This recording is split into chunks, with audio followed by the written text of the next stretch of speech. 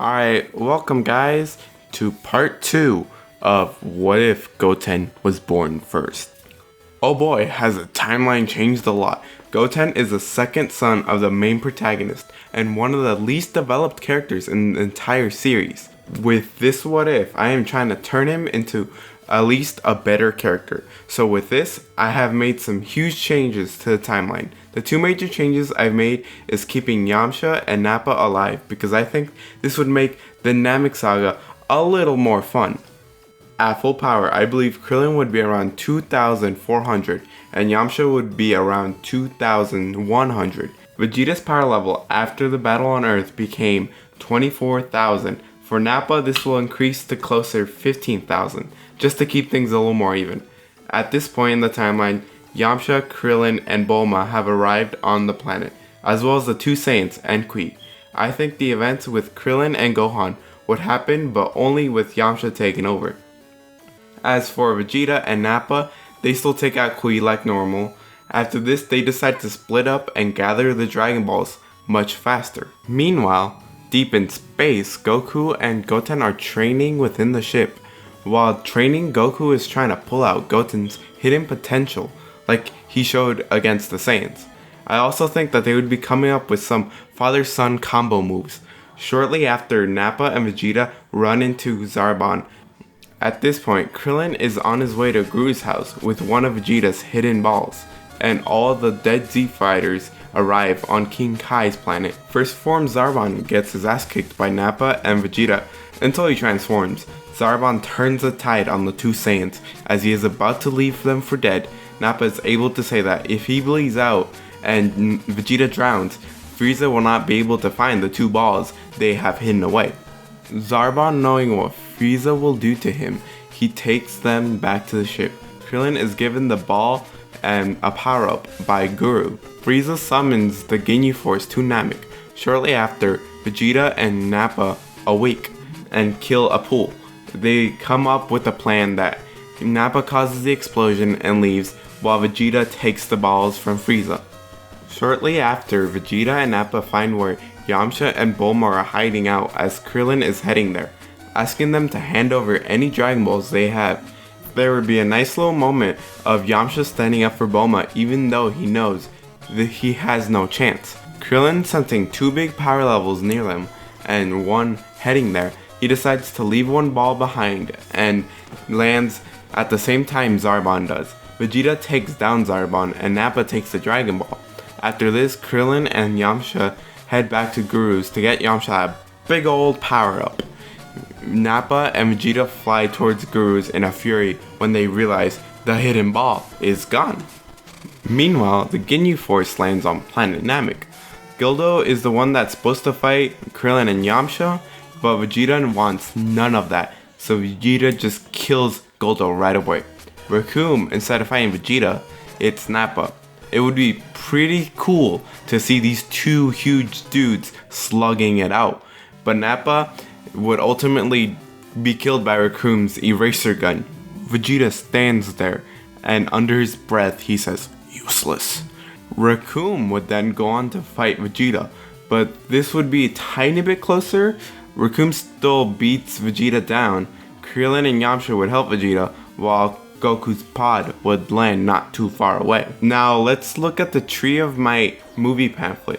This movie takes place after Goku and Vegeta's fight and around the time Goku left for Namek. Goku is said to have a power level of 10,000, meaning that Goku's power level in this timeline increased by 9.5 times. His power level goes from 10,000 to 95,000. But as for Goten, he would go from 2,000 to 22,000. When Goten and Goku land on the fight, Goten gives Yamcha, Krillin, and Vegeta a senzu. Vegeta's power goes from 33,000 to 273,900,000, while Goku takes on Raccoon. Goku then goes on to take on Burter and Jace. After Burter's defeat, Jace runs off to get Captain Ginyu. Vegeta then takes out Burter and Raccoon. As Captain Ginyu and Jace approach, Goku tells Krillin, Goten, and Yamcha to go get the balls. Midway to Frieza's spaceship, Krillin brings up that Goten should also get the Guru power-up, so Yamcha and Goten head over there while Krillin heads to the spaceship. The whole Ginyu Goku situation happens while Goten gets the power-up and Nail fights Frieza. Krillin is somewhat able to hold his own against Ginyu Goku. Goten, Yamcha, and Dende shortly show up afterwards. I think that Goten would show up and think Krillin and Ginyu Goku were just training. But Yamcha points out that this isn't Goku. Goten is able to give Ginyu Goku more of a run for his money, while Vegeta takes out Jace and finally Ginyu Goku. Everyone eventually gets back into their own bodies. Vegeta puts Goku in the healing chamber, while Frieza finishes up beating up Nail. Goten, Krillin, and Dende summon Porunga a lot earlier. By the time First Form Frieza shows up, Goten has a power level of 176,000 and slowly growing. Vegeta goes on to take on Frieza, then he transforms.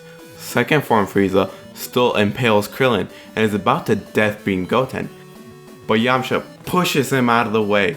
This means Yamcha takes the blow. Frieza stands there calling Yamcha and Krillin useless trash. Goten tells Frieza to shut up or he'll kill him, but Frieza keeps teasing him. As Goten is about to snap, Piccolo shows up. Goten then would hug Piccolo as he'd be happy to see him. Frieza is allowed to transform and Piccolo gets bodied. Everything till Frieza transforms again is about the same, as Dende is killed and Vegeta is making all the wrong moves as he is taken down. Since this is happening a few minutes earlier than the original timeline, Goku is still in the healing chamber, unable to do anything. Meanwhile, Piccolo, Krillin, and Yamcha try to team up on Frieza like they did against Nappa, while Vegeta is broken on the floor. This team up of course doesn't do anything to Frieza. Yamcha gets backhanded, Krillin gets whipped by his tail, and Frieza grabs Piccolo by the head with his foot. Frieza stomps him down to the floor. Piccolo is left unconscious on the floor as Frieza turns to Goten. Frieza mentions how he's getting bored of them. Goten gets into a ready stance, similar to Goku. Goten makes one final charge against Frieza. He then backhand Goten, sending him flying back.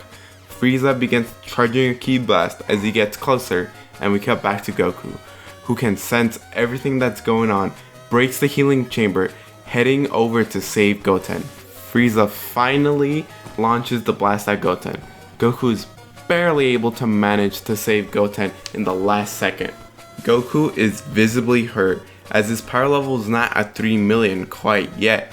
It's more like at 2 million.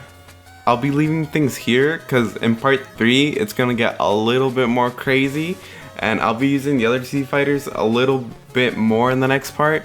So thanks for everybody who's supporting this what if. It is one of my favorite what ifs I've written so far because I still have a couple other ones I have yet to record and post. So remember to like, comment, and subscribe.